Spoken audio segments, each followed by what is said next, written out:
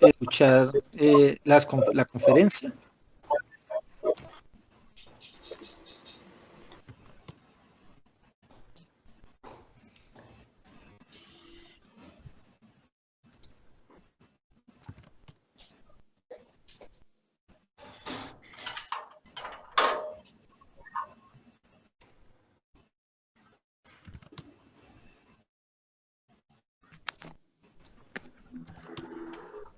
Buenos días a todas las personas que nos están saludando. Observamos que hay algunas personas conectadas.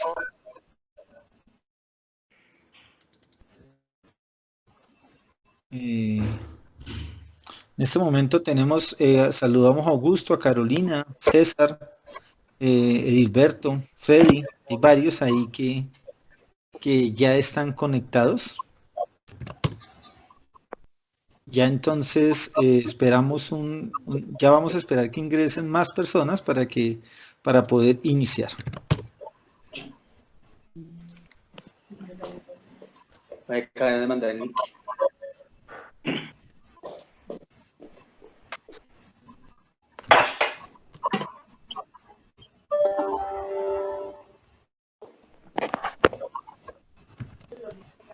Sí.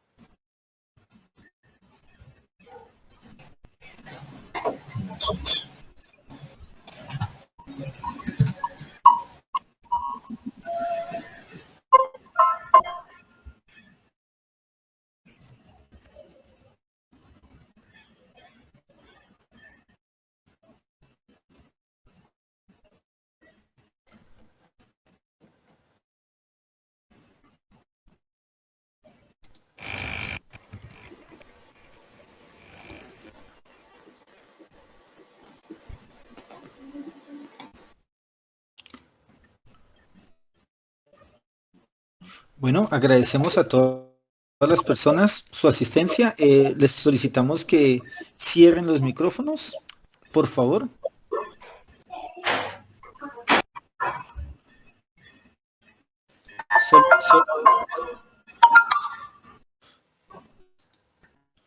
Bueno, la idea es que solamente activemos el audio cuando tengamos alguna pregunta para hacer.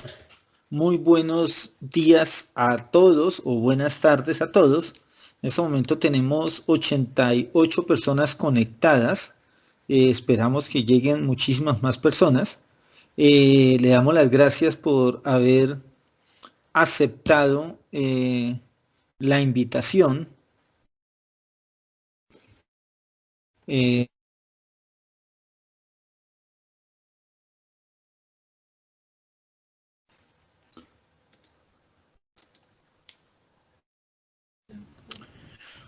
Muy bien, esta capacitación la estamos realizando básicamente, digamos, uniendo algunos esfuerzos, los esfuerzos de CEITAC, una compañía que dicta capacitación, muchos de ustedes la conocen, y de mi parte, Leonardo Barón García, con el objetivo de llevar un poco de conocimiento y evitar el aburrimiento en los contadores. No tengo audio. Es necesario, y es eso mejor que tener que aguantar hambre. Y muchas gracias al oyente por su... Bueno, agradecemos, como les decía, a las personas que no activen el audio, si no desean hablar, porque pues interrumpen a las demás personas, y menos si están viendo televisión. Entonces, bueno, y aquí tenemos ya más personas, 100 algo de personas conectadas. Bien, la idea es que ustedes por el chat nos pueden hacer preguntas. Más que una capacitación, inicialmente es tratar algunos temas, algunos tips relacionados con la renta para que podamos funcionar o para que podamos hacer nuestra declaración de renta ahorita del año 2019. Los invito a que si quieren desconecten las cámaras. A veces al activar las cámaras pues se ven posiciones que no son deseables. De pronto se meten los dedos en la nariz o de pronto llega alguien a pelearles o de pronto pasa algo, y creo que lo mejor es que cierren las cámaras, ¿no es cierto? Saludamos aquí a Edgar Iván, que aquí lo estoy observando. Un saludo, creo que está por allá en Tibú. Saludo a Edgar, a varias personas que están aquí conectadas. Para mí es un placer. Aquí está David Mantilla. Bueno, pues no puedo nombrar a todos. Aurora Méndez, Andrés Ortegón, Ana Bocanegra, Alejandro González, Brenda, Camilo Prada, Carolina Sánchez. Ya habíamos hablado de Carolina, la hemos vuelto a saludar. Claudia Elizabeth, Daniel, Darío. Bueno, hay varias personas que... Jessie Flores también nos está ahí saludando, Vanessa Castro, Laura, Elena Patricia Forero, creo que es de Bucaramanga, un saludo, Ginette, Wilson González, Nelson, David Mantilla, Erika Paola también se unió hace poco, Víctor Manuel Hernández, Gisette Piñeros, Wilson González. Douglas Espíndola también los saludamos. Con Douglas Espíndola vamos a tener una capacitación esta tarde de 5 a 7 de la noche que se llama Cierre Contable y Fiscal Todo en Uno. Los invitamos a todas las personas que están acá también, le vamos a enviar los links para que se conecten. La idea es que siempre el contador... Estas motivaciones, como les decía, tiene que ver con Seitag y Leonardo Barón. El objetivo es que la gente se esté capacitando en la casa. El objetivo es que no nos aburramos en la casa, y el objetivo también es que siempre estemos en constante estudio o en constante capacitación, ¿de acuerdo? Hay que tener en cuenta que la situación que se viene para el país es difícil. Tenemos como contadores que entender eso. No es fácil. La situación más difícil no es la que estamos viviendo ahora. La situación más difícil es la que vamos a vivir de aquí en adelante, porque las empresas van a entrar en un estado de recesión, se nos puede incrementar el desempleo, y este año es un año de cautela. Es un año donde la mejor recomendación es estarnos quietos un rato, posponer algunas vacaciones, posponer gastos lujosos, suntuarios, posponer fiestas de 15 años, porque no quiere decir que se asusten, sino que simplemente tengan en cuenta que una vez pase el COVID-19, algunos empresarios se van a resentir, algunas empresas se pueden quebrar, algunos sectores económicos pueden salir apaleados por esto, y ojalá el gobierno y ojalá nosotros como contadores le digamos al gobierno que necesitamos crear una reforma tributaria, pero una reforma tributaria encaminada en dos áreas. Uno, en una reducción de tarifas para que haya formalización y para que el empresario pueda volver otra vez a reactivar el aparato productivo de la nación y pueda volver a reactivar la economía. Y una segunda es todo el tema de trámites y todo el tema de hacer más simple el estatuto tributario en trámites, en declaraciones, en una serie de cosas. ¿Por qué razón? Porque se puede volver una situación compleja para la economía, y nosotros los contadores estamos directamente afectados por lo que le sucede a los empresarios. Si los empresarios van bien económicamente, seguramente los contadores podemos cobrar mejores honorarios, pero cuando la economía se resiente, pues casi que los honorarios de los contadores, los sueldos de los contadores tienden a reducirse. Entonces tenemos que entender el tiempo que viene, tenemos que pedirle a Dios que nos guarde, que nos bendiga, independientemente de qué piense usted de Dios o cuál es su confesión religiosa, pero hay que pedirle a Dios que nos proteja, que nos guarde y que nos ayude a salir adelante en esta situación. Bueno, vamos entonces a iniciar, pero para iniciar vamos a iniciar con unos conceptos que ha expedido la DIAN recientemente, unos conceptos que ha colocado la DIAN recientemente. Vamos a colocarlos aquí. Sí, alguien tenía una pregunta, me pareció.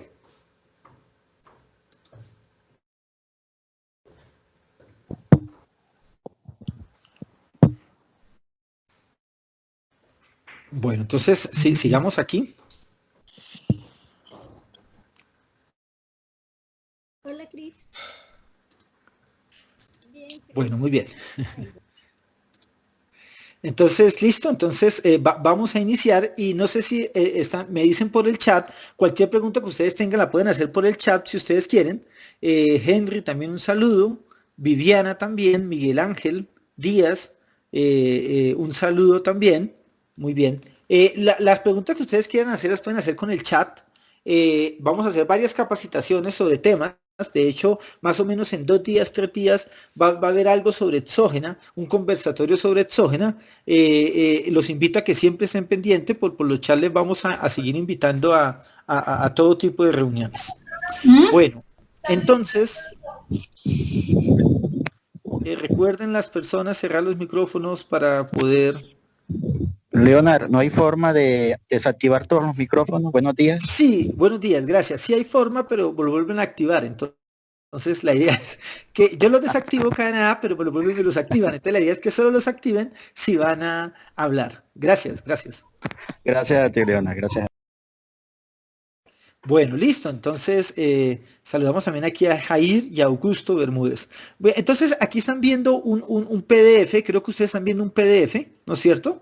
Si quieren, me escriben por el chat si sí lo están viendo. Si sí lo están viendo, me dicen que sí. Muy bien. Jesús David Leitón, bienvenido también. Víctor Manuel, también bienvenido. María Borges, Gisette, Ana. Está bueno, muy bien. Entonces, listo, lo están viendo. Este es el oficio 1546 del 10 de...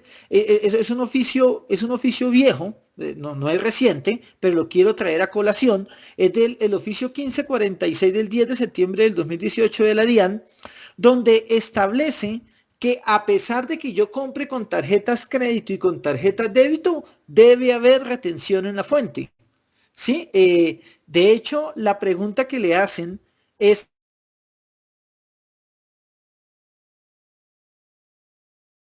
si se hace a través de una plataforma de pagos y esta a su vez por PSE se entiende que el emisor de la tarjeta crédito o débito es quien practica la retención en la fuente, entonces vamos a volver a silenciar en los micrófonos porque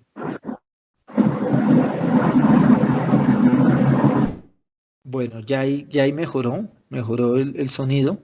Entonces, cuando el cobro de un producto se hace a través de una plataforma de pagos y esta se paga a través de tarjetas débito o crédito y es la entidad la que debe practicar la retención, entonces el pagador está obligado a efectuar la retención en la fuente a la que hace referencia el artículo 368 del Estatuto Tributario sobre ese producto o servicio que pagó a través de una plataforma de pagos usando PSE.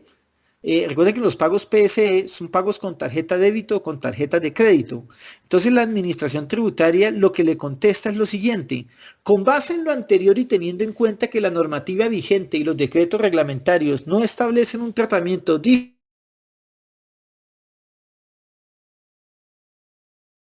por concepto de ventas de bienes o servicios realizados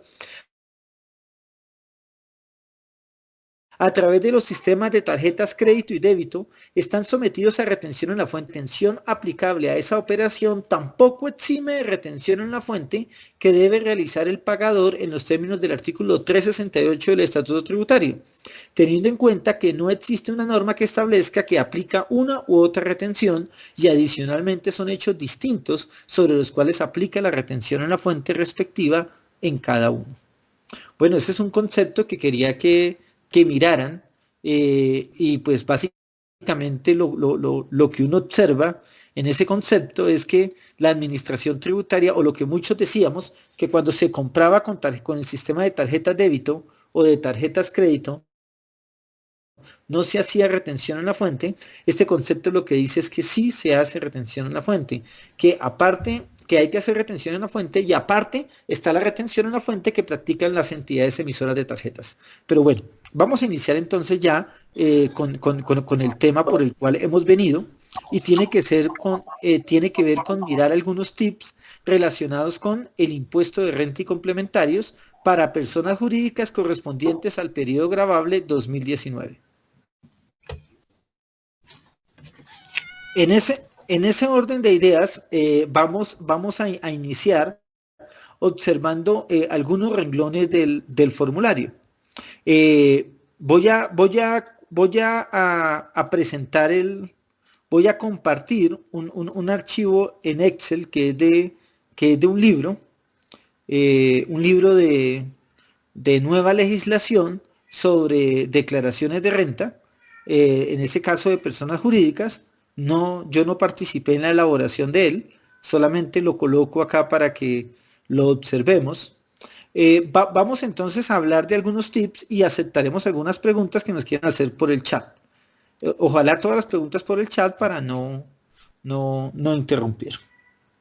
Sí, muy bien. Douglas me dice que si le hayan cambiado de posición, sí. Ahorita le voy a colocar otra vez el número del concepto y se lo voy a colocar por el chat.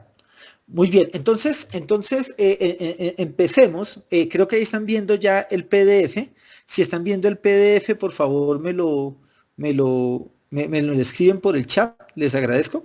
Muy bien, perfecto. Gracias, Jessy, gracias, Miguel Ángel, y gracias, Gloria. Bueno, y las demás personas que están escribiendo.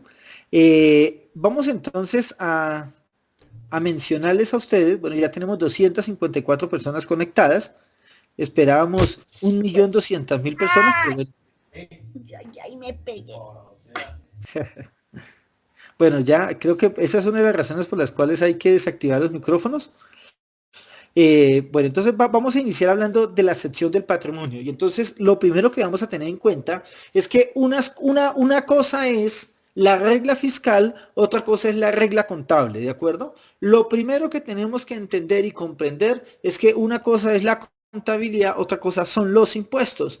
Eso quiere decir que no todos los activos en la declaración de renta se miden de acuerdo con los marcos de información financiera, sean NIF para pymes o sean normas para microempresas. Eso es básico, importante, porque muchísimos empresarios creen que si valorizan sus activos van a tener un beneficio en la renta. Muchos empresarios creen que si incrementan el valor o si dan un tratamiento de valor razonable como lo establecen las NIF, entonces no van a pagar impuestos. Esto no es cierto, no caigamos en esa trampa, no caigamos en ese problema y por favor vamos a tener mucho cuidado porque se nos puede dar algo que se conoce como renta por comparación patrimonial. La renta por comparación patrimonial es una forma en la que la administración tributaria compara los incrementos de patrimonio de una sociedad. Y si esos incrementos patrimoniales no están justificados en utilidades gravadas o en ingresos no constitutivos de renta o en rentas exentas, pues la administración tributaria llegará a la conclusión que usted tuvo un incremento injustificado en la renta. ¿De acuerdo? Bueno, muy bien. Parece que han llegado algunas personas. Recuerden, les sugerimos otra vez a las personas que nos están escuchando, no activar los micrófonos porque, pues, de alguna manera se escucha todo lo que dicen acá. Muy bien. Entonces. Qué pena molestarte. Es que están intentando entrar, pero sale un aviso que ya no se puede. Pero tú ingresaste o no? Señor. ¿Tú ingresaste? Yo sí, pero un compañero está intentando hace rato y le sale que ya está el límite de participantes. Uy, fue más chica. No les sabría decir. Pues tenemos más o menos 260 personas, pero no sé, no sé si a otra persona le pasa lo mismo. Ahí sale ¿Perdón? que ya número de participantes limitado. ¿Le sale así? Sí. O sea, si tú miras arribita en la reunión, cuando le das ahí en el icono, si esta reunión no está completa, no se pueden agregar más personas. Si le das no, chica. Ya estamos 250. Dice sí, bueno, no sabemos, pero pues le podemos decir a la gente que vamos a repetir esas capacitaciones para que estén pendientes y se puedan conectar. Yo igual voy a averiguar a ver qué debo hacer para que pueda permitir más personas. Pero pues por ahora tendré que mejorar esa parte para ver cómo permitir que hayan más personas. Así es. Bueno, muy bien. Perfecto, bueno, pues vamos a intentar repetir entonces esta capacitación para otras personas que no pudieron ingresar. Entonces, bueno, ya sabemos que hay un tope de 250 personas que no conocía, no conocía. Si alguien me quiere enviar si alguien me quiere enviar la foto de lo que sale, le agradezco. Este programa es licenciado, entonces digamos que tendría que hablar con la persona, a ver cómo se puede ampliar el número de usuarios. Pero bien, igual va a quedar la grabación y la grabación se va a entregar, se va a enviar también. Muy bien, entonces estaba diciendo que no vamos a tener en cuenta la regla contable para el tema tributario, salvo en unos casos específicos. Y vamos a empezar recorriendo las casillas del formulario 110. En estas charlas virtuales a veces es difícil poner el Excel y hacer ejercicios, entonces vamos a dar algunos tips relacionados con cada una de las casillas. La primera casilla es la casilla 33, que tiene que ver con el efectivo y equivalente al efectivo, y pues básicamente allá dentro de las recomendaciones que se dan en esta casilla, tiene que ver con que los bancos estén conciliados, que ojalá el saldo de banco sea el mismo saldo del extracto bancario, que tengan los mismos valores, para evitar tener inconvenientes, y ojalá esto es de la misma contabilidad que se siga esta regla. Hay personas que dicen, no, yo en la contabilidad manejo conciliación, manejo partidas que no son iguales, pero en la declaración sí ajusto a los saldos bancarios.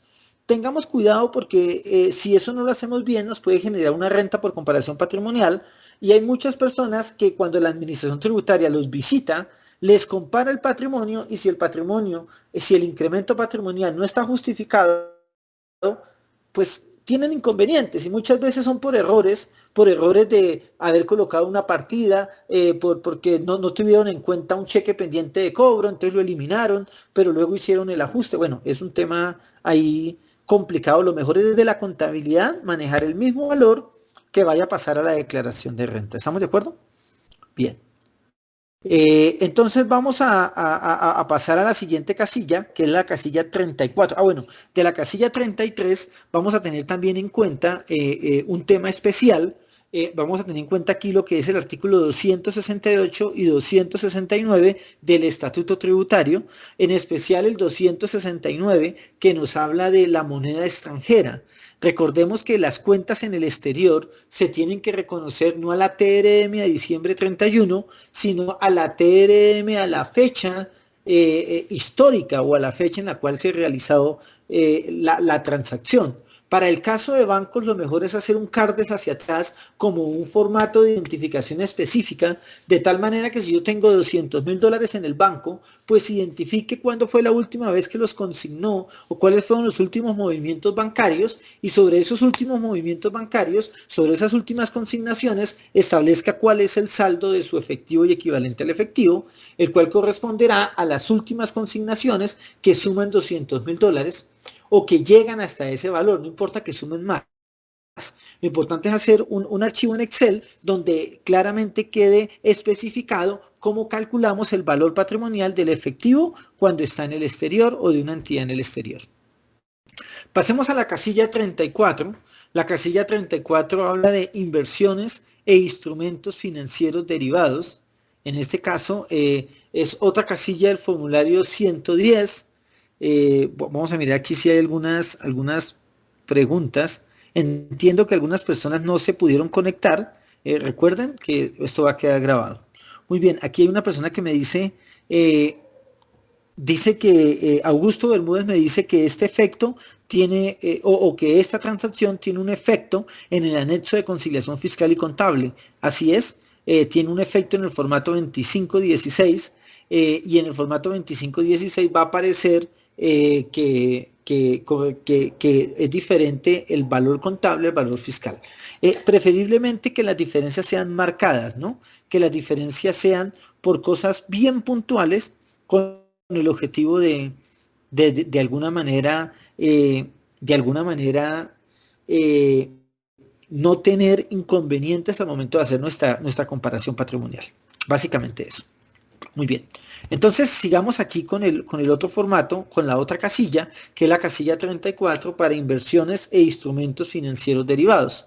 Aquí vamos a colocar básicamente todo lo que son inversiones en instrumentos de patrimonio, es decir, inversiones en acciones, donde no hay control ni control conjunto ni influencia significativa. También vamos a colocar aquí lo relacionado con CDTs, con cualquier tipo de inversión que tengamos. Algunas personas dicen un dinero.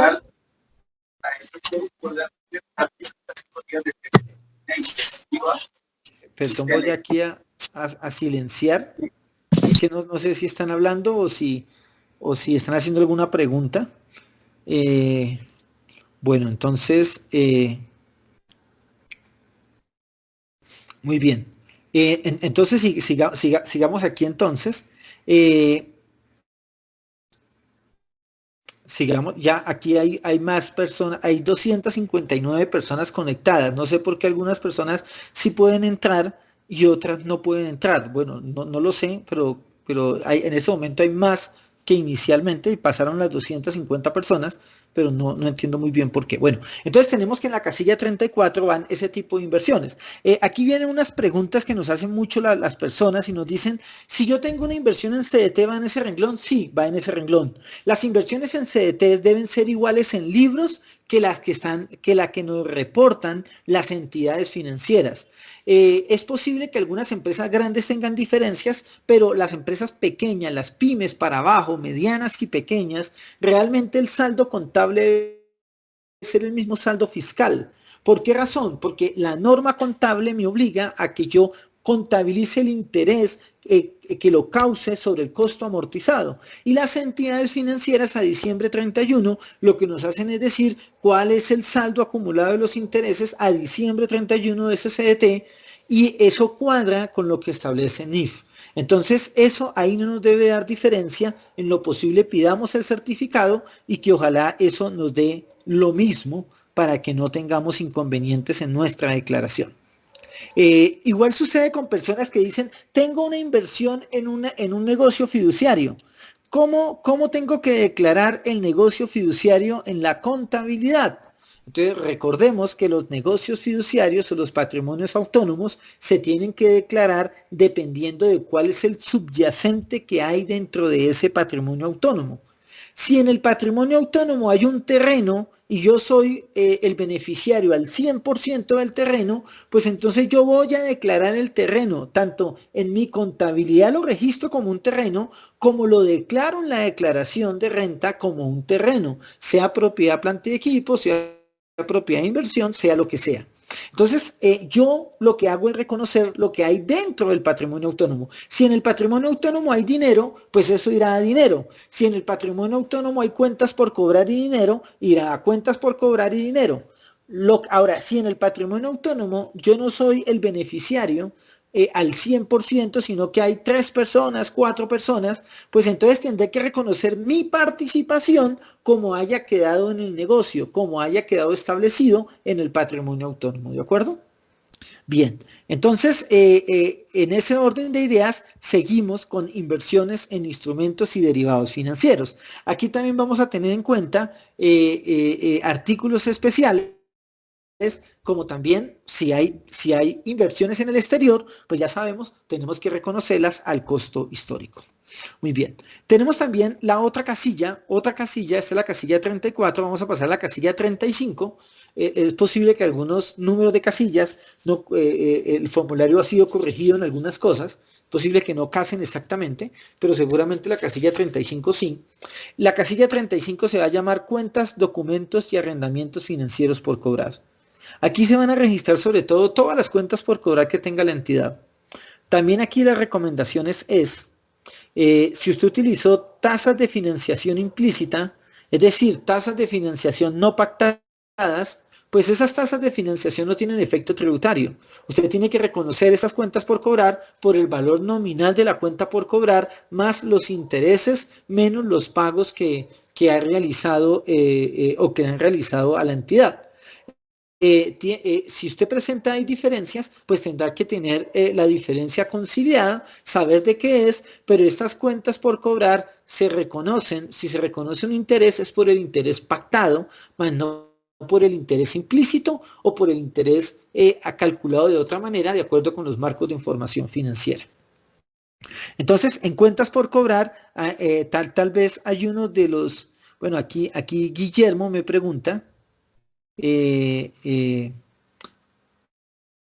ya habilito otra vez ya, perfecto, me dicen que no se estaba viendo, ya se está viendo el PDF en este momento otra vez, gracias por avisar que no se estaba viendo.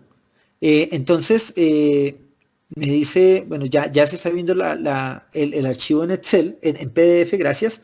Guillermo me pregunta que si los saldos de las cuentas 1355 de retención en la fuente a favor o saldo a favor se declaran como cuenta por cobrar o como otros activos. Guillermo, es una buena pregunta que hace Guillermo. Aquí vamos a decir que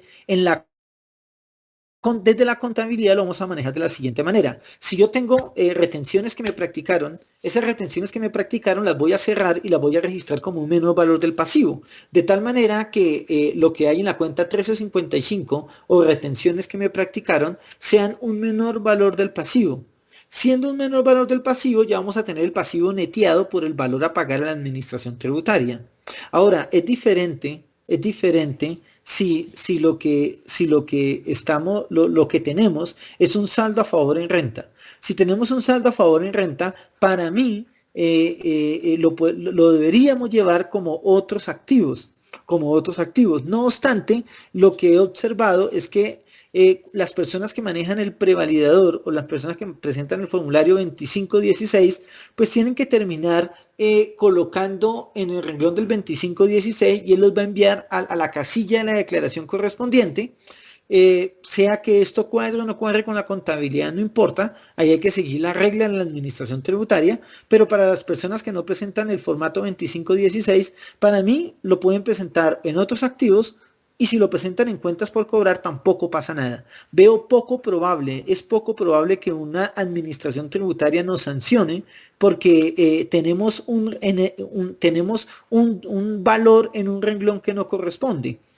¿Por qué razón? Porque si nos dicen ese saldo a favor no va como otros activos, sino que va como cuentas por cobrar, pues eso es una modificación que no tiene problema, que no genera sanción y no genera ningún inconveniente. Lo que sí genera inconveniente es que no declaremos el saldo a favor, si tenemos saldo a favor. Sobre todo, máxime que eso nos puede generar después una renta por comparación patrimonial cuando recibamos el saldo a favor o cuando compensemos. Hay varias personas emproblemadas por ese tema del saldo a favor, Guillermo. Hay personas que tienen el activo por saldo a favor, no lo declaran y posteriormente cuando lo compensan o posteriormente en otros años lo declaran, les genera un bache y les genera una diferencia patrimonial no justificada. Muy bien, perfecto. Si es un saldo a favor, Guillermo, lo presentas. Si son retenciones, que lo que hacen es disminuir el valor a pagar, pues lo presentas neteado con el valor a pagar. No lo presentas como un activo, no lo presentas como un saldo a favor. Muy bien. Jair me dice que si en la 1355 tengo retenciones por efecto de impuestos en el exterior en dólares, para efectos del pago, ¿qué tasa debo tomar? ¿A 31 de diciembre o a la fecha de presentación? Bueno, es una buena pregunta que hace Jair. Jair nos dice, ¿tengo certificados de retención o tengo impuestos que pague en el exterior? ¿Cómo los debo tomar? Entonces, digamos que mi respuesta para esto sería, tomemos la tasa promedio para el caso del descuento tributario. Tomemos la tasa promedio para el caso del descuento tributario y para efectos de saldo a favor tomaríamos exactamente esa misma tasa, que sería la promedio. Si bien no hay un concepto de la administración tributaria que diga que tiene que ser ahí, así, hay personas que consideran que el saldo a favor o que las retenciones que me practicaron en el exterior se tienen que convertir a la tasa de cierre. Esa también es otra opción. Usted lo puede registrar o a la tasa de cierre y le queda igual en la declaración como activo y como descuento tributario, bueno, si se lo toma como descuento tributario ya no sería activo, digamos se lo toma como descuento tributario y ya, otras personas prefieren usar la tasa promedio. Yo sugiero la tasa promedio porque esos descuentos tributarios normalmente se toman dentro del periodo y si no se toman dentro del periodo se pierden. Es posible que algunos descuentos tributarios se puedan usar más adelante, pero gran parte de los descuentos tributarios por retenciones del exterior, si no se toman en el año que corresponden, se pierden. Muy bien. Sí, más que el beneficio, yo lo tomaría como una regla de tomarlo a la tasa promedio. Esa sería mi recomendación, Jair. Muy bien, entonces sigamos aquí con el renglón, con la casilla 35. En la casilla 35 estamos observando cuentas, documentos y arrendamientos financieros por cobrar. Ya dijimos algunos temas relacionados con ellos. Vamos a pasar a la siguiente. Bueno, antes de esto, vamos a recordar que esta casilla 35 también voy a tener en cuenta el deterioro. Pero recuerden que ese deterioro es un deterioro fiscal, ¿de acuerdo? Es un deterioro fiscal, no es un... Uy, ya desactivé otra vez. Recuerden, no activen los micrófonos a no ser que quieran hablar o quieran toser en público. De lo contrario, manténganlos cerrados. Ya tenemos 260 personas conectadas. No sé, algunos sí se han podido conectar. Se acabó de conectar Rocío Ayala y Pilar Castañeda y Eduardo. No sé cómo hicieron para conectarse. Espero que voy a intentar solucionar este problema porque la idea es que se puedan conectar muchísimas personas. Voy a solucionar a ver si es algo de la configuración que tengo. Muy bien, entonces sigamos acá con el renglón 35 de las cuentas por cobrar. Recuerden que una cosa es el deterioro que usted establece bajo NIF y otra cosa es la provisión general o provisión individual que usted tiene en la renta. En este caso, si su provisión o si su deterioro está en la contabilidad, tiene que tener en cuenta qué es lo que dice la norma para efectos tributarios. Y la norma para efectos tributarios habla de tres cosas. Habla de la provisión general, habla de la provisión individual y habla de las pérdidas que no tengan valor. La primera de ellas, que es la provisión general, tiene que ver con una provisión que usted establece de cartera para cartera vencida entre 90 y 180 días hay un porcentaje de deterioro del 5%, para cartera entre 181 y 360 días habla del 10% y para la cartera más allá de 360 días habla del 15%. No obstante, también tengo otra opción que es la provisión individual, la cual consiste en que sobre todas las deudas en las que tengo más de 360 días de vencido, me puedo tomar el 33% como gasto por deterioro cada año. Es decir, que en el primer año me tomo el 33% si lleva más de 360 días, en el segundo año el 66%, hablo de 66 porque me ha tomado un 33%, y en el último año el 100%, ya me ha tomado el 66%, entonces me descuento el 34%. También tenemos otra provisión que es cuando no puedo recuperar las cuentas por cobrar, yo puedo castigarlas directamente al resultado fiscal y puede ser deducible. Para ello es necesario demostrar alguna razón de fuerza mayor que impide su recuperación. Puede ser el fallecimiento de la persona, puede ser que la entidad entró en liquidación, puede ser la quiebra de alguien, puede ser que no encuentran a alguien o una estafa, bueno, cosas de esas. Recuerden que para que una cuenta por cobrar sea deducible o para que el deterioro sea deducible en la declaración de renta, es necesario que ese deterioro corresponda o que esa cuenta por cobrar corresponda con actividades que hayan participado en la generación de renta de la entidad. Quiere decir que uno no puede deteriorar fiscalmente, contablemente sí, pero fiscalmente no puede deteriorar un préstamo al socio, un préstamo al trabajador, un préstamo a un amigo o un anticipo a un proveedor. No lo puede deteriorar. Fiscalmente no sería deducible. Para que sea deducible tiene que corresponder a una venta o alguna actividad que haya generado ingresos para la sociedad. Muy bien.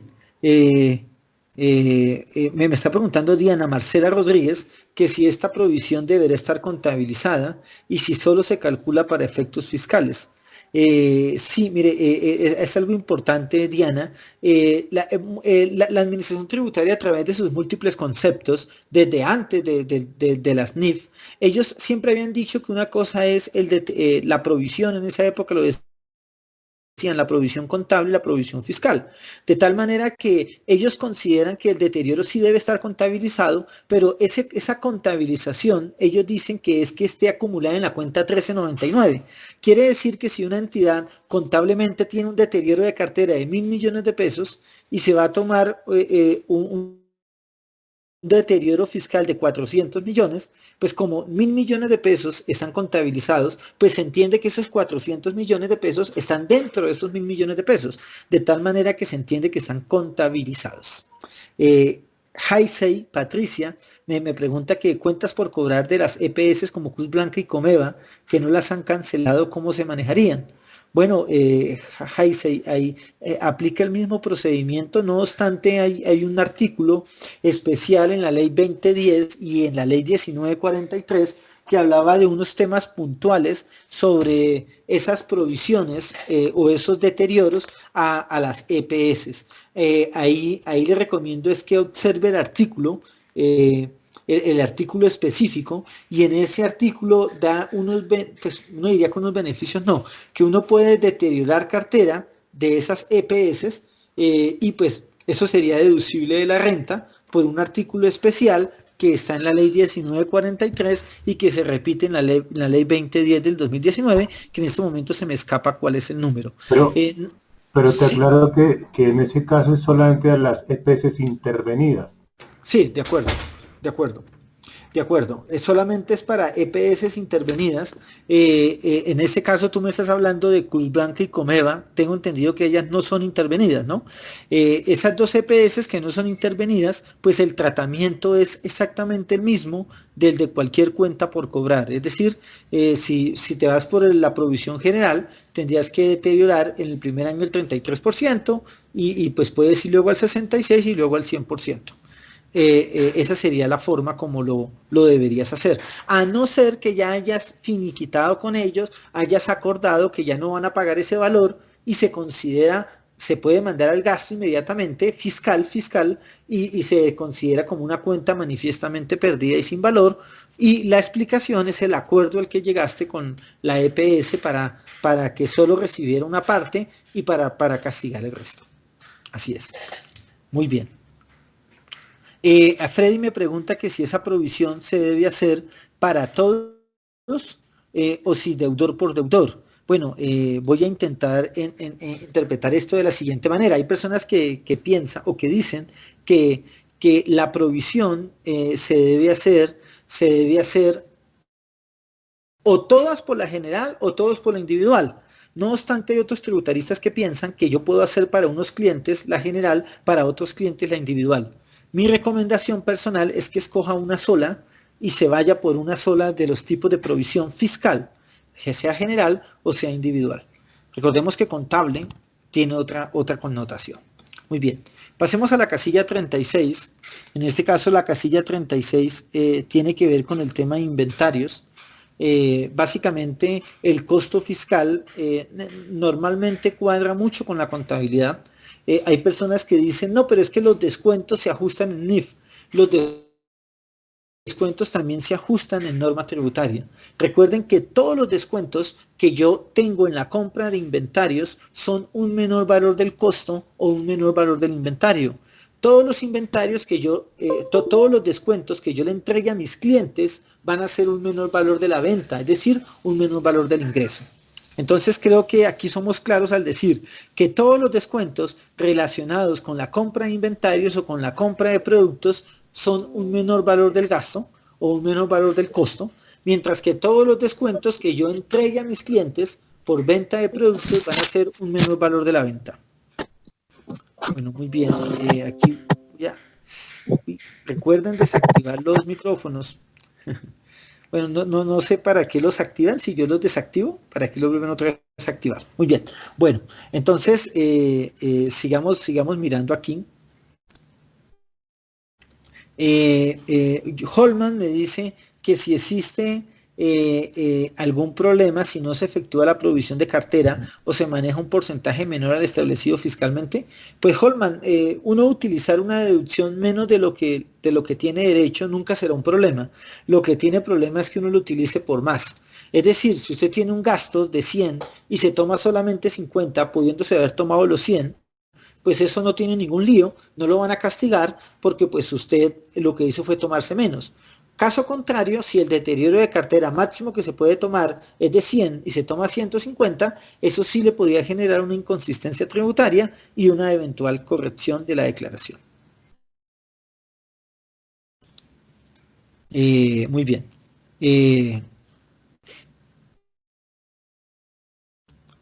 Entonces, sigamos entonces aquí con la casilla. Entonces, en el tema de inventarios, quería que tocáramos ese tema de los descuentos. Ese tema de los descuentos es claro que si, como lo tengo en contabilidad, lo tengo que pasar a la declaración de renta. Y si contablemente me afectó los inventarios y yo compro un inventario de 1000, pero tiene un descuento de 100, y contablemente lo tengo por 900, pues fiscalmente también irá por 900. Tal vez la diferencia que hay con los inventarios tiene que ver con el deterioro de inventarios. Recuerden que el deterioro de inventarios, cuando hablamos de valor patrimonial, no tiene efecto fiscal.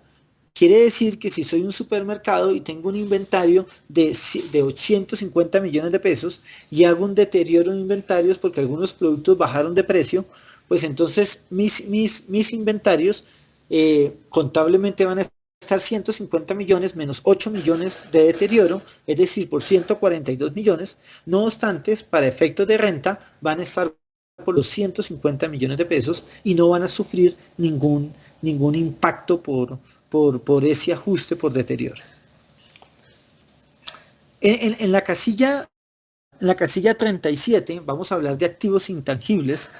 Y en los activos intangibles, aquí voy a colocar también el valor patrimonial de esos bienes, pero ese valor patrimonial está amarrado fiscalmente al valor pagado, al valor desembolsado. Quiere decir que si yo tengo si yo compro un intangible en 10.000, ese va a ser el valor por el cual lo voy a declarar, menos las amortizaciones que se realizan de conformidad con el artículo 279 del Estatuto Tributario. Aquí me hacen una pregunta, me la hace Marta. Me dice que si en una importación el inventario debe declararse teniendo en cuenta el valor de la declaración de importación y si la diferencia que arroja por la tasa negociada, ¿cómo la manejo? Marta, los inventarios se declaran por el valor pagado. Si usted pagó una importación por adelantado, pues el valor va a ser el valor que usted giró. No importa si al momento de hacer la importación la tasa de cambio cambió, o la tasa de cambio varió, perdón. Si la tasa de cambio varió, yo no hago un ajuste por diferencia en cambio. Otra cosa es la DIAN, cómo me liquidan mis impuestos, cómo me liquida el IVA, cómo me liquida el arancel en la declaración de importación. Yo no tengo por qué declarar los inventarios por el mismo valor de la declaración de importación. Lo que yo coloco en la declaración de importación es el valor en dólares. Ese valor tiene que cuadrar. Una vez esté en dólares, yo debo tener en cuenta el valor pagado. Si yo pagué antes de que llegara la mercancía, antes de que me hicieran el invoice, yo voy a declarar por el valor girado a la empresa. Si yo pago de contado, por el valor girado a la empresa, pero si yo pago a crédito, va a ser por la TRM a la fecha de la factura del exterior o del invoice. No podemos tener diferencia en cambio por la causación del inventario. Vamos a tener diferencia en cambios por el pasivo, si le quedo debiendo plata al proveedor, por la variación al momento de que registro y al momento al que pago. Pero eso es una diferencia en cambio no de inventarios, sino una diferencia en cambio en proveedores. ¿De acuerdo? Muy bien. En la casilla 37, hablamos de los intangibles, dijimos que se sometían digámoslo así, a depreciación. Entonces hay que depreciarlos si son depreciables, ¿no? Para este caso vamos a utilizar lo establecido en el artículo 279 del Estatuto Tributario. También pues voy a observar el artículo 74, raya 1 del Estatuto Tributario, quien también me dice cómo se debe manejar el valor fiscal de los intangibles. Recordemos lo que dice el artículo 279 del Estatuto Tributario. El artículo 279 del Estatuto Tributario habla de cuál es el valor de los bienes incorporables. Dice que el valor patrimonial de los bienes incorporables concernientes a la propiedad industrial, literaria, artística y científica, tales como patentes de invención, marcas, plusvalías, derechos de autor, otros intangibles e inversiones adquiridos a cualquier título, se estima por su costo de adquisición demostrado, más cualquier costo directamente atribuible a la preparación del activo para su uso previsto, menos las amortizaciones concedidas y solicitadas por el año o periodo gravable.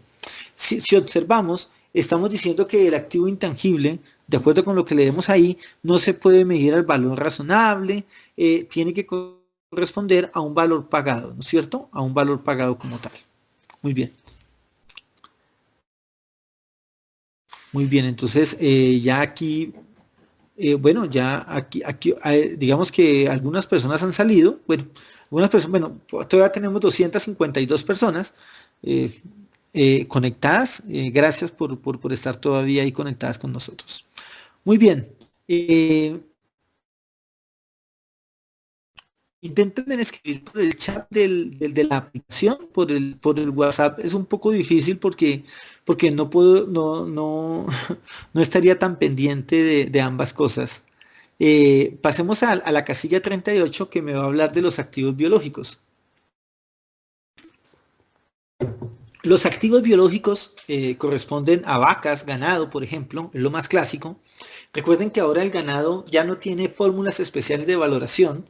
Los artículos 92 al 95 del Estatuto Tributario me van a señalar cuál es el tratamiento de estos activos biológicos.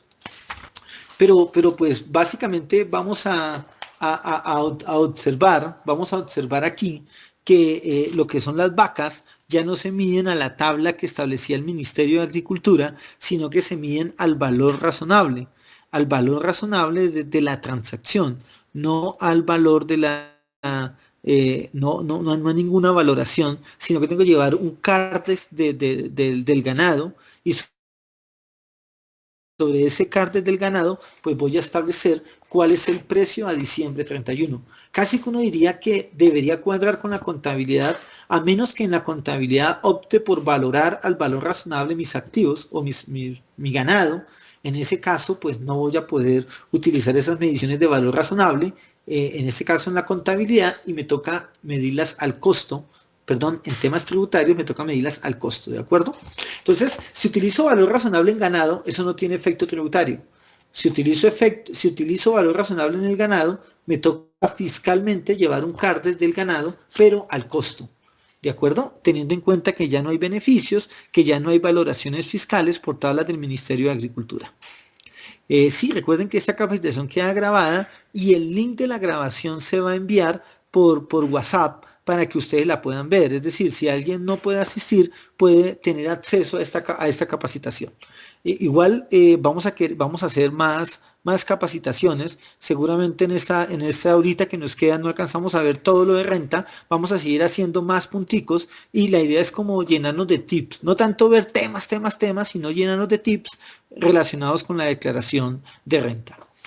Aquí me pregunta Elena y me dice que si es lo mismo para las gallinas ponedoras. Sí, en este caso, Elena, el activo biológico que sería la gallina, esa gallina se puede depreciar, la norma tributaria permite que se deprecie a una vida útil estimada por el empresario. Normalmente FENAVI tiene claro cuál es la vida útil de una gallina, ahí tú lo estás diciendo, casi 18 meses poniendo huevos, seguramente esa será la vida útil. Perfecto. Recuerden que ustedes van a tener, cada vez que depreciemos un activo, tenemos que considerar si existe valor residual, ¿no? Si existe valor residual, pues entonces tenemos que tenerlo en cuenta también. Entonces, vamos aquí a seguir, miramos los activos biológicos, vamos a mirar ahorita la propiedad, planta y equipo. El renglón se llama propiedades, planta y equipo, propiedades de inversión y activos no corrientes mantenidos para la venta. La propiedad, planta y equipo, las propiedades de inversión y este grupo de activos se van a medir siempre al costo. Por lo tanto, no importa lo que usted hizo en su adopción por primera vez, no importa si usted valorizó el terreno lo sigue declarando por el valor que usted pagó, más los reajustes fiscales si los ha hecho, o a no ser que usted haya optado por utilizar el avalúo catastral como valor en su declaración de renta. Las propiedades de inversión que se miden al valor razonable, ese valor razonable no tiene efecto tributario, no tiene ningún efecto tributario, por lo tanto no tiene por qué necesariamente afectar la declaración de renta. Hay una discusión sobre el tema de la depreciación. Sobre el tema de la depreciación vamos a tener en cuenta o vamos a hacer las siguientes consideraciones. Vamos a hacer las siguientes consideraciones. Aquí nos están preguntando Jason, que si en el video queda en el chat, pues nosotros lo que hacemos es guardarlo, Jason, y lo que hacemos es regarlo por los mismos grupos de WhatsApp por donde los enviamos. Muy bien.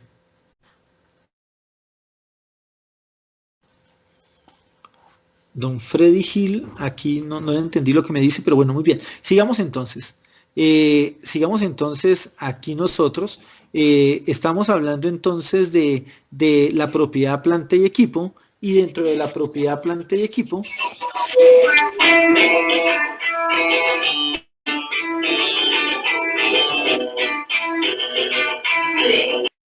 bueno, no era necesario que nos demostrara que está en una parranda vallenata, lo envidiamos ya. Pero bueno, sigamos entonces. Acá estamos hablando de la propiedad, planta y equipo, y estábamos hablando de temas relacionados con la depreciación. Hay que tener en cuenta primero que los artículos 128 al 140 nos van a hablar de unos temas específicos relacionados con la depreciación de la propiedad, planta y equipo. Dentro de esos temas relacionados con la depreciación de propiedad, planta y equipo, voy a leer el artículo 128 para que nos quede claro. A veces es necesario leer los artículos del Estatuto Tributario porque uno hay veces los pasa por alto, y hay veces mucho en las capacitaciones hablamos, pero es necesario leer lo que dicen los artículos, porque en última eso es lo que tenemos que aplicar en una entidad. Entonces hay que tener mucho cuidado con las personas que basean su contabilidad en la declaración de renta, porque no necesariamente lo que está en la contabilidad tiene que dar igual con la declaración de renta. El artículo 128 del Estatuto Tributario dice lo siguiente: deducción por depreciación. Para efectos del impuesto sobre la renta y complementarios, los obligados a llevar contabilidad podrán deducir cantidades razonables por la depreciación causada por desgaste de bienes usados en negocios o actividades productoras de renta equivalentes a la alicuota o suma necesaria para amortizar la diferencia entre el costo fiscal y el valor residual durante la vida de dichos bienes, siempre que estos hayan prestado servicio en el año o periodo gravable. Entonces aquí vamos a decir algunas cosas, pero antes de eso vamos a mirar una pregunta que hace Marta Arteaga. Dice, aquí en la declaración de renta, ¿se declara también las propiedades poseídas en el exterior o solo van en la declaración de activos en el exterior? Eso es una buena pregunta para Marta, y le vamos a decir a Marta que si es una persona natural, porque miremos si es natural y miremos si es jurídica, aunque esta charla es de jurídica. Si es una persona natural y la persona natural es residente, las personas naturales residentes tienen que declarar todos los bienes que posean en el mundo, y todos los ingresos, costos y gastos que posean en el mundo los tienen que declarar en Colombia. Ahora, si la persona natural es no residente, ojo, porque no estoy hablando de extranjera o nacional, sino de residente y no residente, que es una connotación diferente para efectos tributarios. Si la persona natural es no residente, en ese caso solo va a declarar lo que tiene en Colombia, tanto de activos y pasivos como de ingresos, costos y gastos. Ahora, hablando de sociedades, pasa lo mismo. Si la sociedad es domiciliada en Colombia, esa sociedad domiciliada en Colombia va a declarar todos los activos que tenga en Colombia y en el exterior, igual que los ingresos, costos y gastos. Si la sociedad no es domiciliada en el exterior y tiene que declarar renta en Colombia, pues solamente va a presentar los activos que tenga en Colombia, los pasivos que tenga en Colombia y los ingresos, costos y gastos que tenga en Colombia. Ahora, si yo estoy obligado a declarar todo en Colombia, debo presentar adicionalmente la declaración de activos del exterior. Pero si yo soy una persona que soy una sociedad no domiciliada o una persona natural no residente, no estoy obligado a presentar la declaración de activos en el exterior. No obstante, recuerden que a partir de la ley 2010 del 2019, la declaración de activos en el exterior tiene un tope y no aplica para todas las entidades. Olga me dice que si una empresa tiene en libros una propiedad por 500 millones y el avalúo catastral está en 1.800 millones, ¿qué valor se declara fiscalmente para la persona jurídica? Entonces, aquí la pregunta es, la propiedad está por 500 millones y el avalúo catastral está por 1.800. Pues mire, aquí hay dos temas. Cuando eso sucede mucho en entidades viejas, en empresas antiguas, que de alguna manera los bienes los compraron hace 20 años, hace 30 años, y el valor de la compra es bajo. En ese caso, ¿qué hay que hacer? Si la compra fue cierta, si la compra fue real, si la compra fue demostrable, pues tiene que declarar por el costo menos la depreciación. No obstante, hay artículos que nos permiten, 72, 73, 74, básicamente nos habla de que yo puedo tomar como valor patrimonial también el avalúo catastral. Hacerlo o no hacerlo es un tema que yo a veces no lo recomiendo, a veces sí lo recomiendo, depende de la situación particular de cada entidad. Pero si usted no necesita hacer el ajuste, declárelo por 500 millones, siempre y cuando sea un valor real, siempre y cuando sea un valor cierto, que no sea una discusión con la administración tributaria, porque usted compró el lote en este año por 500 millones, pero el avalúo catastral vale 1.800. ¿Eso puede pasar? Sí, puede pasar, usted lo puede demostrar, pero pues hay una prueba en contra suya, porque si el avalúo catastral son 1.800 millones, tiene que demostrar que en efecto usted compró a un valor razonable o a un valor de mercado. No obstante, si la propiedad es vieja, pues síguela declarando por los 500 millones sin ningún problema. Aquí Douglas nos habla claramente del artículo 72. Freddy, aquí un saludo para Freddy Gil. Un abrazo también. Freddy Gil es profesor de la Universidad Tadeo Lozano, es una persona a la cual ha colaborado bastante en internet con temas de la profesión. Tengo varios CDs de él donde recopila información, donde recopila normatividad. Gracias, Freddy, por sus aportes que ha hecho también y un abrazo a todas esas personas que han aportado a la profesión. Douglas también es una persona que aporta bastante. Floralba me pregunta que si la empresa se dedica a arrendamientos y tiene algunos locales que no están arrendados, es decir, no están generando ingresos, ¿puedo tomarme la depreciación fiscalmente? Bueno, Floralba, básicamente, como lo miramos acá, la deducción por depreciación se toma siempre y cuando ellos hayan prestado servicio en el año o periodo gravable. Eso se puede interpretar de varias maneras. Si por un lado, la persona arrienda los bienes, pero dura 2 meses, 3 meses sin arrendarlos, ¿me debo tomar la depreciación? Para mí, sí se debe tomar la depreciación como deducible, a pesar de que no estuvo arrendado el bien. ¿Por qué razón? Porque parte del negocio consiste en que hay meses que no se arriendan las cosas. Eso es parte del negocio, no quiere decir que es como una máquina.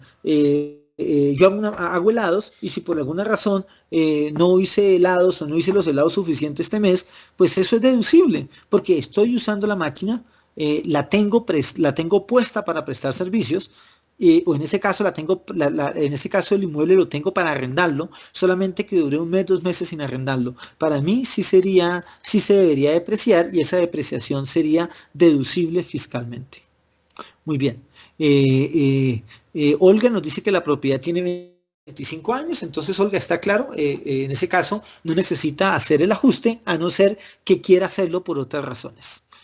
Marta Arteaga nos pregunta y nos dice que si la depreciación fiscal es mayor que la contable, ¿cuál tomo? Ya que hay una confusión en ello. Primero, yo lo que le diría a Marta es que no se trata de cuál tomo, se trata de que yo debo calcular la depreciación fiscal activo por activo.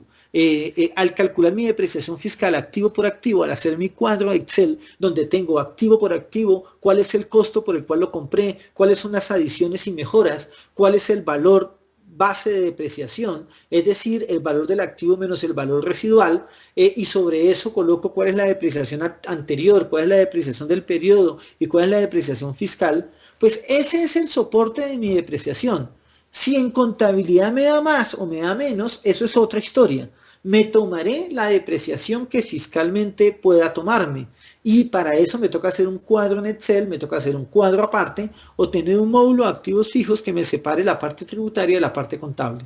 Yo les recomiendo a todas las personas que el único soporte que hay para la depreciación fiscal es un cuadro de activos fijos. Puede ser automático del programa o puede ser sacado de un Excel. No es que tomemos la depreciación contable como deducible, porque muchas ocasiones la depreciación contable también incluso tiene errores. Es que es más, uno diría que desde la contabilidad también debería hacerse lo mismo, obviamente teniendo en cuenta los saldos NIF. Y eso trasladarla o traslaparla al tema fiscal con el objetivo de determinar cuál es la depreciación que me puedo tomar para efectos tributarios. Muy bien. Bueno, Marta, espero haberte contestado con eso. Sigamos entonces con la depreciación. Problemas de las depreciaciones. Entonces, con la depreciación tenemos unos problemas que son los siguientes. Primer problema que tenemos con las depreciaciones. La gente pregunta y dice, ¿qué pasa si yo en NIF tengo valor residual y contablemente no? Perdón, y fiscalmente no. Bueno, Víctor me dice que se está escuchando distorsionado. ¿Me confirman si ya se está escuchando bien? Listo, entonces aquí hay un tema. Una primera pregunta es, gracias Marta y gracias Miguel Ángel, y Jairo también. Una pregunta es, si yo contablemente tengo valor residual pero fiscalmente no, ¿eso está bien o está mal? Entonces eso dependerá de lo siguiente, muchachos. Primero, si el activo se compró antes de diciembre 31 del 2016 o si el activo se compró después de diciembre 31 del 2016. ¿Por qué? Porque recordemos que la ley 1819 del 2016 estableció unos requisitos, estableció alguien me quitó la presentación. Le quiero pedir el favor a la persona, sí, gracias, la persona que ya están viendo ahí la presentación. Recuerden que ustedes también me pueden también compartir cosas, pero si lo quieren hacer, por favor me dicen.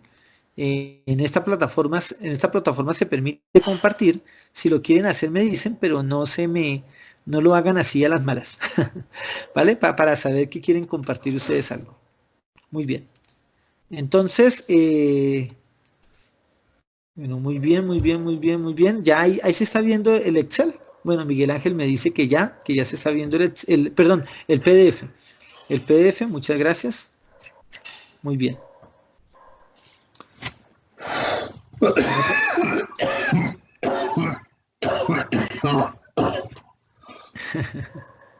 Recuerden la recomendación que por favor no prendan el micrófono para toser.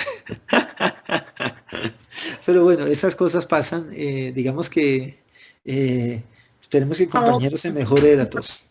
En el taller.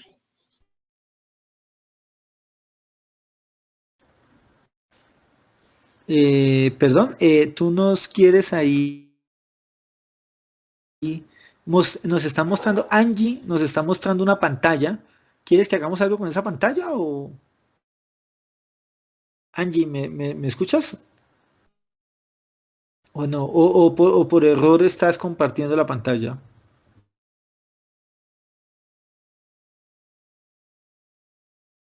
Bueno. Listo. Sigamos aquí entonces.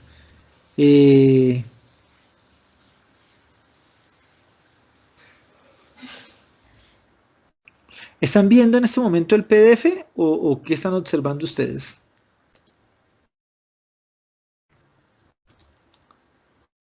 ¿En este momento ven el PDF? Ahora sí. Bueno, perfecto. Muchas gracias. Muchas gracias. Ya varios me han dicho que ya ahora sí se está viendo. Gracias.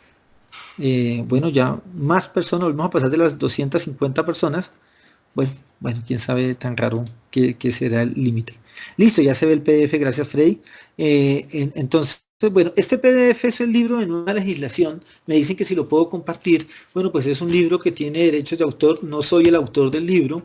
El libro lo estoy usando incluso sin permiso. Lo estoy colocando, lo que el libro dice. Y pues no podría compartirlo, pues obviamente sin el permiso de los autores o de la editorial. Muy bien, entonces estábamos hablando del valor residual.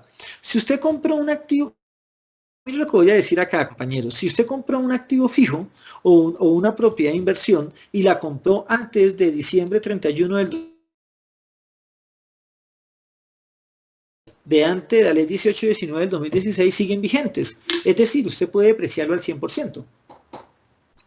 No obstante, si usted compró un activo 7, si usted compró un activo después de la ley 1819 del 2016, es decir, después del 2017, pues entonces usted tendrá que tener en cuenta que tiene que depreciarlo siguiendo las reglas que establece o las vidas útiles que establece el estatuto tributario, las cuales quedaron de ser reglamentadas, pero que mientras se reglamentaban se utilizaba el artículo 137, la cual tiene unas tasas de depreciación fiscales. Esas tasas de depreciación fiscales, usted va a tener que observarlas para los activos comprados a partir de enero 1 del 2017. Si usted considera que va a utilizar un valor residual en la contabilidad para esos activos, fiscalmente también debe considerar ese valor residual. ¿Estamos de acuerdo? No tiene sentido que diga que bajo NIF hay valor residual y fiscalmente no. ¿Por qué razón? Porque la norma tributaria lo que le dice es que usted tiene que tener en cuenta los criterios contables para calcular la depreciación. No obstante, hay una limitación a la deducción por depreciación. Pero la limitación no quiere decir que equivalga también para el valor residual. Me explico. Si usted es una persona que tiene vehículos de carga, pues ya sabemos que todo vehículo de carga tiene valor residual. Es difícil no ponerle valor residual a un vehículo de carga. Es difícil sustentar que un vehículo de carga no tiene valor residual. ¿Por qué razón? Porque los vehículos de carga se chatarrizan y al chatarrizarlo les dan un dinero por la chatarra y adicionalmente la entidad puede vender esa resolución a un tercero para que adquiera un equipo.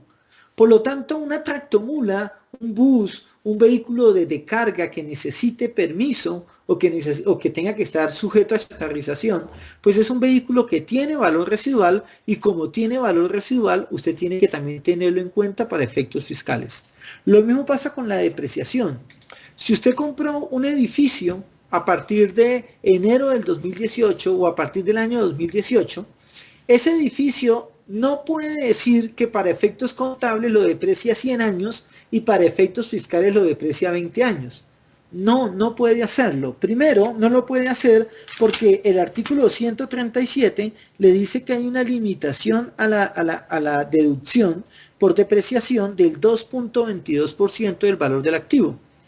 ¿Qué quiere decir esto, compañeros? Quiere decir esto que si el activo usted lo compró en el año 2018 y lo está depreciando a 100 años y tuvo un valor residual del 10%, pues tiene que tener en cuenta que ese valor residual también tiene efecto fiscal y ojo, y que esa tasa de depreciación también tiene efecto fiscal. En ese caso, la tasa de depreciación a 100 años será del 1% anual.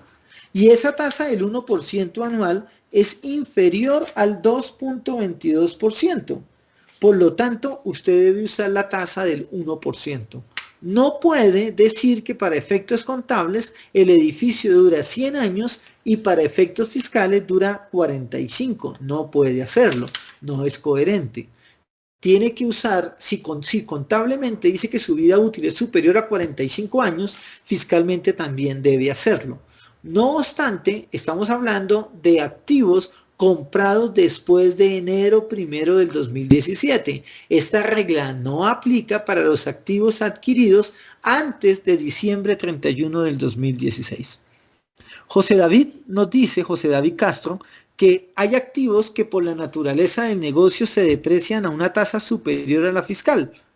Activos comprados en el año 2017. ¿Hay alguna excepción como existía en el pasado para tomarse la tasa contable y no la fiscal? Bueno, José David, lo que existe es una posibilidad de utilizar una depreciación acelerada. Entonces usted lo que tendrá que utilizar es una depreciación acelerada, la cual la justifica, y si la justifica, pues entonces esta tasa de depreciación acelerada la puede usar. En este caso, es el artículo 140, José David. Él dice que el contribuyente puede aumentar la cuota de depreciación determinada en el artículo 137 de este estatuto en un 25% si el bien depreciable se utiliza diariamente por 16 horas y proporcionalmente en fracciones superiores siempre y cuando esto se demuestre. El tratamiento aquí previsto no será aplicable respecto de los bienes inmuebles. Es decir, los bienes inmuebles no se pueden depreciar de forma acelerada, los bienes muebles sí se pueden depreciar de forma acelerada, pero pues hay que hacer esa demostración y no es necesario pedirle permiso a la administración tributaria. Muy bien. Sí, entonces, creo que quedó claro el tema de cómo se van a declarar estos activos en la declaración de renta. En este caso, la propiedad, planta y equipo, la propiedad de inversión y los demás. Entonces, ojo, porque a veces decimos, y a veces también uno lo dice por error, sí, es cierto, una cosa es el tema contable, otra cosa es el tema fiscal, pero acuérdense que existe una conexión formal entre la contabilidad y la declaración de renta. Esa declaración formal exige que si la norma tributaria no dice qué hacer, pues se hace lo que diga la norma contable. Y cuando la norma tributaria diga cuál es el procedimiento, pues hay que respetar el procedimiento, cuando la norma tributaria diga cuál es el procedimiento fiscal, hay que respetar el procedimiento que establece la norma, en este caso para la aplicación en la declaración de renta. Gloria me pregunta, entonces, si la vida útil del bien contablemente es menor que la fiscal, ¿se toma la fiscal? Y si es mayor a la fiscal, ¿se deprecia fiscalmente la vida útil contable? Gloria, entonces lo que podemos decir es que tienes razón en tu comentario, pero hablamos de años, ¿no? Una cosa es hablar porcentajes y otra cosa es hablar de años. Estamos hablando para activos comprados a partir de enero del 2017. ¿Estamos de acuerdo, Gloria? Para los comprados antes del 2016, antes de diciembre 31 del 2016, aplica la regla anterior. Para los adquiridos después del 2017, tiene toda la razón. Si la vida útil en años fiscal es superior a la contable, entonces fiscalmente aplicamos la fiscal. Pero si la vida útil fiscal es menor en años a la contable, entonces aplicamos la contable para efectos tributarios. Así es.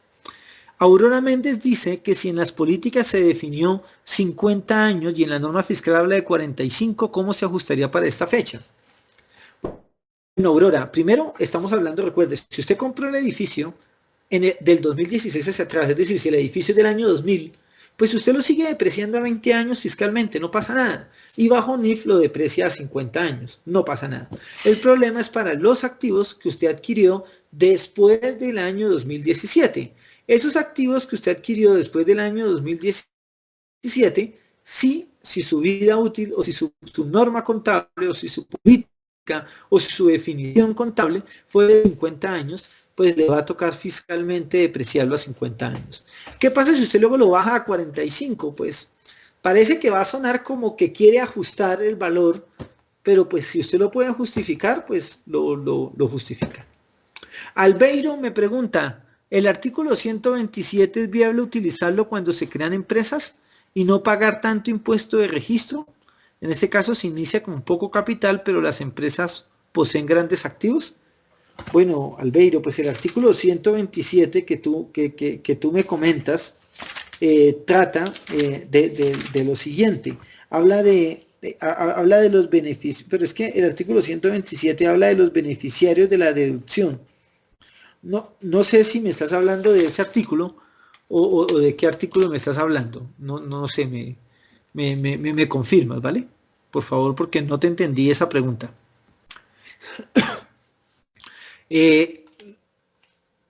Muy bien. Usted me está hablando del usufructo. Mire, yo lo que recomiendo siempre en los temas tributarios y en los temas contables es que a veces no seamos tan creativos en temas contables y fiscales. La razón es porque a veces nos ponemos de creativos y todo se puede hacer. El problema es que cuando llega la administración tributaria podemos quedar en problemas. Para el tema del usufructo hay unos temas especiales que establece la norma tributaria, establece cuándo el usufructo o por qué valor debe declarar el usufructo, el nudo propietario y por qué valor lo debe declarar, en este caso, el usufructuario. Yo ahí le diría que intente reflejar lo que mejor le convenga para contablemente no tener inconvenientes. Puede que a veces uno arregla el problema fiscal, pero deja abierto un problema contable. Entonces la idea es cómo resolver los problemas sin dañar la contabilidad, pero también sin dañar el tema fiscal, por supuesto que es importante. Muy bien. Pasemos a otro renglón. En este caso vamos a hablar de los otros activos. ¿Qué vamos a incluir en los otros activos? Vamos a incluir todo lo que no colocamos anteriormente. Como les decía, yo la verdad no me estreso. Hay gente que está preocupada porque hay gente que dice, oiga, yo no coloqué la propiedad, planta y equipo en propiedad, planta y equipo, sino que la coloqué en otros activos. ¿Qué debo hacer? Pues bueno, no pasa nada. Si usted la quiere dejar así, déjela así, pero si usted considera que es mejor cambiarlo, seguramente puede ser mejor cambiarlo, corrija la declaración, que esto no le genera sanción. Porque una cosa es que, digamos, cada vez que yo muevo la declaración, o cada vez que yo muevo la renta, o cada vez que yo corrijo la renta, debo observar si el valor a pagar aumenta o disminuye. Si el valor a pagar aumenta, o si reduzco el saldo a favor, pues entonces yo voy a tener una sanción por corrección del 10% del mayor valor pagado o del menor saldo a favor. Ahora, si lo que sucede es que tenía un saldo a favor de 1000 y con la corrección me da 1100, pues entonces esto no tiene sanción, a pesar de que es una corrección, no tiene sanción. O si el valor a pagar es de 5 millones, pero corregí y me toca pagar ahorita 4.500.000, esta corrección no tiene sanción. Esta corrección antes se tenía que presentar como un proyecto de declaración ante la administración tributaria, ahora se puede presentar por internet. ¿Qué problema va a tener usted? Que estas declaraciones se van a demorar en que queden como presentadas y entonces van a aparecer como que si usted debiera esa plata. Cuando uno tiene un saldo a pagar de 5 millones y corrige la declaración y ahora pone 4 millones, eso es válido, lo puede hacer por internet, pero va a durar por ahí unos 3-4 meses con el problema de que le diga que está debiendo la declaración de 5 millones, hasta que por fin la administración tributaria acepta esa declaración o la incorpora y elimina la anterior. Bueno, es un tema de básicamente tener paciencia. Muy bien. Bueno, estamos ya aquí sobre las 12:30 de la tarde. Esperemos que hasta ahora pues haya sido esto grato, que nos disculpen las personas que no hayan podido ingresar. Casi que vimos solamente la sección de patrimonio bruto. Hasta ahora hemos visto solamente la sección de patrimonio bruto y vamos a meternos con la casilla de pasivos. En este caso, la casilla de pasivos, que es la casilla 42 en adelante, vamos a tener en cuenta que vamos a registrar todos aquellos pasivos que están basados en la contabilidad. Obviamente, el que estén basados en la contabilidad no quiere decir que no necesiten soportes. Recuerden, es necesario soportes porque la contabilidad debe estar soportada. No se puede hablar de una contabilidad que no tenga soportes. Se supone la contabilidad está soportada y pues casi que la renta queda soportada por la contabilidad. Hay personas que le dicen a uno, las normas tributarias no dicen que deben estar soportadas los pasivos. Y uno dice, claro que no lo dice. Ella dice que se soportan en la contabilidad. Pero recuerden que yo no puedo elaborar contabilidad sin soportes. De tal manera que si a mí me presta plata el socio, pues debe haber un soporte de ese préstamo del dinero. Debe haber algún soporte de que esa transacción se realizó. Debe haber algún pagaré. Debe haber algo que defina o algo que soporta que en efecto esa cuenta por pagar existe. En ese orden de ideas, vamos a decir que respecto de los pasivos, es casi uno de los pecados más grandes que cometen los empresarios, porque algunos empresarios llenan su contabilidad de pasivos para cuadrar la partida doble y esos pasivos no tienen soporte. Cuando un pasivo no tiene soporte, puede ser desconocido por la administración tributaria. Ahora, ¿qué pasa cuando la administración tributaria me rechaza un pasivo? Cuando la administración tributaria me rechaza un pasivo, ya entramos en una sanción, ya tenemos que hacer una corrección de la renta y eso tiene una implicación. ¿Por qué? Porque me va a aumentar el patrimonio y seguramente me va a generar una renta por comparación patrimonial. Entonces, automáticamente cuando la administración tributaria le dice a usted que se le desconoce un pasivo, ella está pensando en incrementarle su patrimonio y en hacerle corregir la renta, en este caso, por una comparación patrimonial no justificada. Entonces, tengamos mucho cuidado con nuestros pasivos, hagamos una revisión de los pasivos para ver qué pasivos no tuvieron movimiento en el año.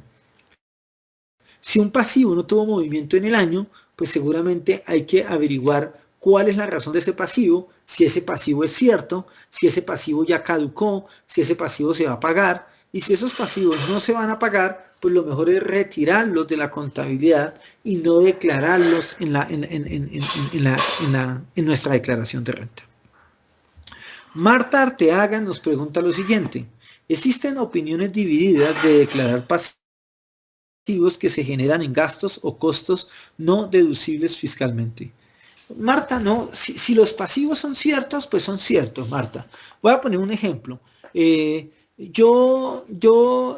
una empresa deciden que le van a hacer un mercado a la mamá del empresario. Entonces la empresa compra el mercado, pero no lo paga a 30 días. Pues en este caso eso es un gasto deducible, un gasto no deducible, pero el pasivo se declara porque se debe el dinero. Voy a colocar otro ejemplo. Nosotros a la administración tributaria le debemos 100 millones de pesos en sanciones, en multas, y uno dice, ¿esa multa es un pasivo fiscal? Claro que es un pasivo fiscal, es un pasivo cierto, es un pasivo que se puede demostrar. Ah, pero la sanción no es deducible. Sí, la sanción no es deducible, pero el pasivo es cierto. Muy bien. Entonces, Marta, en eso, pues, te contesto de esa manera, para ver, igual me dices qué opinas de esa respuesta. Muy bien, sigamos entonces nosotros aquí. Aquí Marta, Gloria me pregunta y me dice, ¿cuáles son los documentos de fecha cierta cuando hay un préstamo sin soporte y se hace un pagaré a una letra, pero no está, por ejemplo, autenticado ante una notaría? Mire, Gloria, las cosas no solo tienen que ser, sino parecerlas. Hay personas que firman pagarés por 500 millones de pesos, por 100 millones de pesos, por 200 millones de pesos y no está autenticada la firma. Haciendo el almuerzo y con el celular acá. Ah, pues manchita, bueno, por ahí nos están contando que están haciendo el almuerzo, entonces vamos a ayudar aquí a silenciar a la persona. Está siendo juiciosa el almuerzo, muy bien. Bueno, entendemos que esta época, ahorita nos dicen si esta época es adecuada o no para hacer conferencias o hacerla más temprano o más tarde, pues porque algunos sí de verdad tienen que almorzar, ¿no? Me dan sus experiencias para ver cómo mejoramos eso. La idea es hacer varias capacitaciones, esta no es la única, van a ser varias, ¿no? Jessy nos pregunta que qué es el almuerzo. Sí, tiene razón, algunos contadores no tienen claro esa parte del almuerzo. Entonces, ¿qué pasa? Un documento de fecha cierta es un documento en el cual existe un tercero que lo valide, existe un tercero que diga cuál es la fecha. En ese caso, el ejemplo más grande de esto es la notaría. Si el único sustento de una operación es un pagaré y ese pagaré no está autenticado, pues voy a tener problemas de soporte, voy a tener inconvenientes de soporte y ese inconveniente de soporte hay que arreglarlo cuanto antes. Recomendación, Cuanto antes haga autenticar el pagaré con el objetivo de que se vuelva un documento de fecha cierta y pueda mitigar el riesgo de aquí en adelante. Elena nos pregunta, ¿el gerente de una empresa puede prestar dinero a la empresa? Si sí, ¿cómo debe soportar? Esto se debe a que la empresa está recién creada y aún no es autosostenible. Elena, todo se puede, todo siempre y cuando se demuestre, ¿no? Entonces, tal vez, si son varios socios, pues hacer un acta donde uno de los accionistas le presta dinero a la entidad, queden claro cuáles son las condiciones, quede claro si es a título de futura suscripción de acciones, si es un préstamo reembolsable, si se causan intereses, si no se causan intereses. Digamos que lo importante es que haya un documento de fecha cierta y que, por Dios, haya una transacción que soporte esta operación. La administración tributaria siempre nos dice a nosotros, demuéstreme que el préstamo lo realizó el dueño de la empresa. Entonces, habrá una consignación por 600 millones de pesos donde se demuestre que él prestó los 600 millones de pesos a la empresa. Pero luego se va para donde el gerente y le dice, demuéstreme a usted que usted prestó la plata. Y entonces, pues, lo ideal, hay varias formas de demostrarlo, pero lo ideal es que en el extracto del gerente esté la transacción donde él saca los 600 millones de pesos y los consigna a la empresa.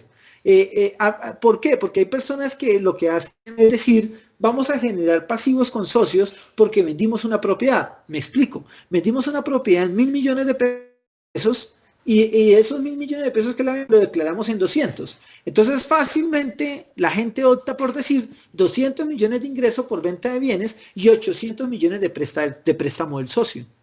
En esos casos hay que soportar esa operación porque seguramente la administración tributaria se va a dar cuenta que es una operación para evadir.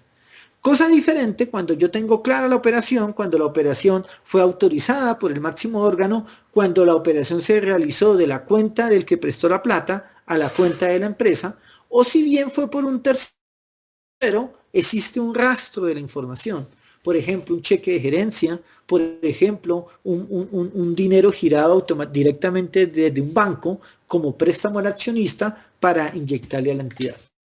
Lo importante es tener el soporte adecuado. Muy bien. Bien, Marta, muchas gracias.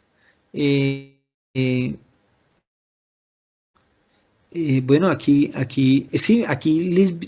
Lisbania nos pregunta que siempre que en lo posible hagamos conferencias que terminen a las 12 del día. Tiene razón. Aquí Marta nos está diciendo que hagamos una también de impuesto diferido. De hecho, ahorita, antes de irnos, les voy a pedir el favor a todos que nos dejen qué otro tipo de capacitaciones quieren que hagamos. Es posible que tengamos que seguir con esta, de pronto hagamos una de ingresos y gastos, otra de otros temas, pero pues sigamos haciendo más. Marta me dice que hagamos una de impuesto diferido, a tener en cuenta. ¿Listo? Wilson nos está diciendo que él entiende que todo documento que requiere ser tenido como de fecha cierta para que tenga validez probatoria debe ser presentado ante notario y además en la misma fecha de constitución del documento. Totalmente de acuerdo, Wilson.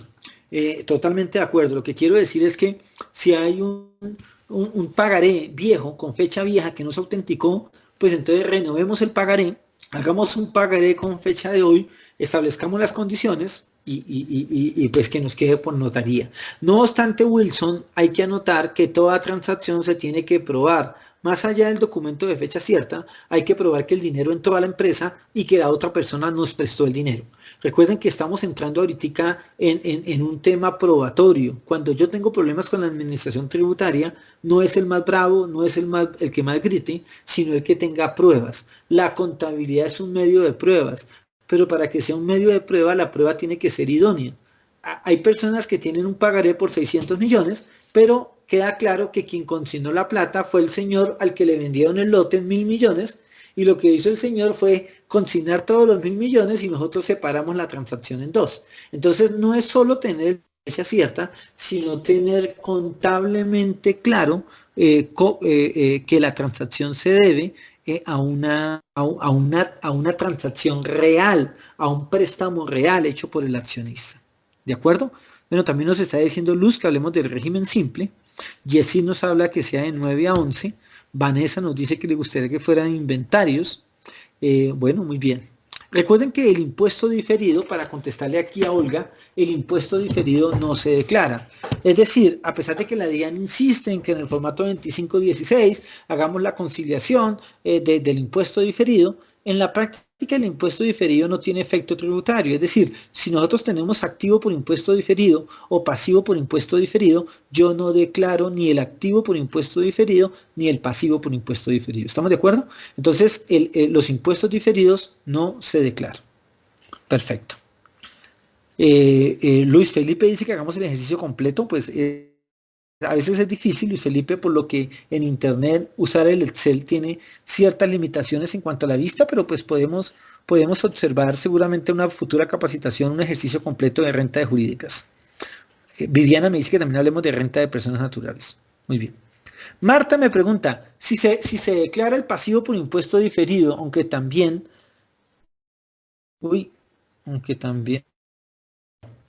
No, el pasivo por impuesto diferido no se declara, ¿de acuerdo, Marta? No se declara. No, es decir, consiste, pero se elimina en la conciliación. Muy bien.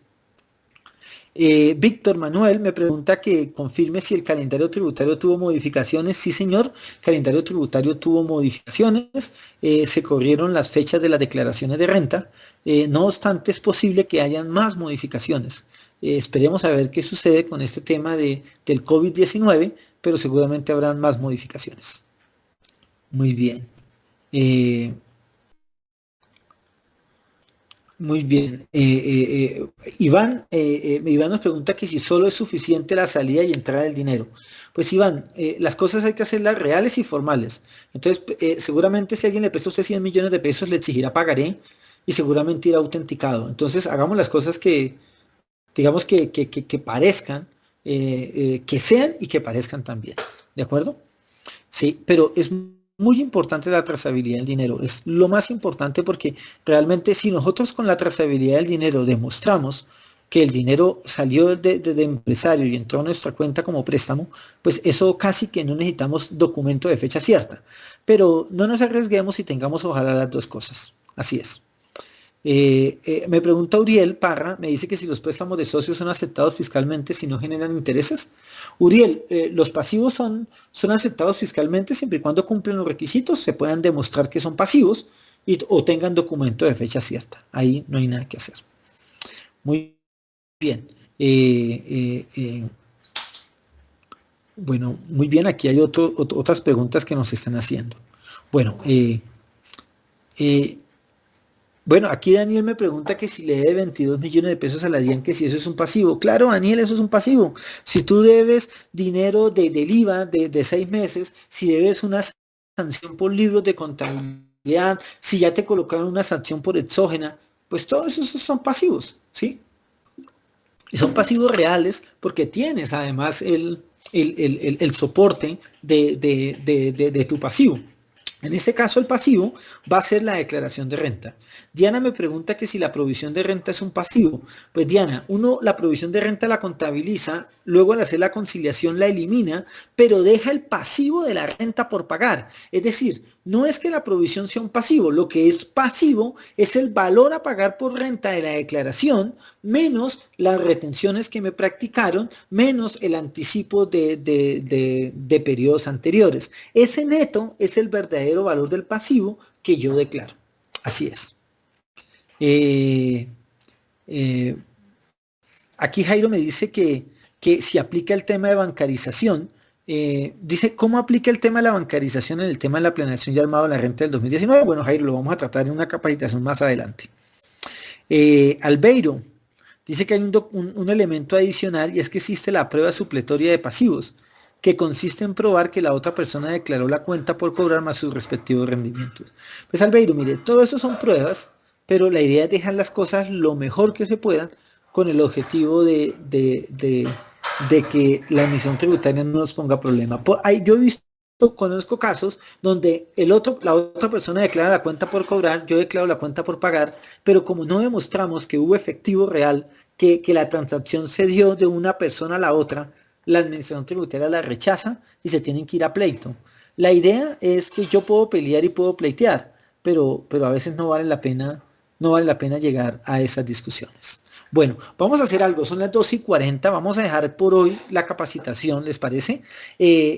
Pero vamos a seguir haciendo más capacitaciones. Voy a arreglar el problema de las 250 personas, lo vamos a seguir invitando con SECTAC a más capacitaciones, y la idea de esto es que sean tips, ¿de acuerdo? No necesariamente que veamos todo, sino que sean tips, que nos divertamos un rato, que compartamos un tiempo todos, y que de alguna manera podamos aprender un poco más de la renta.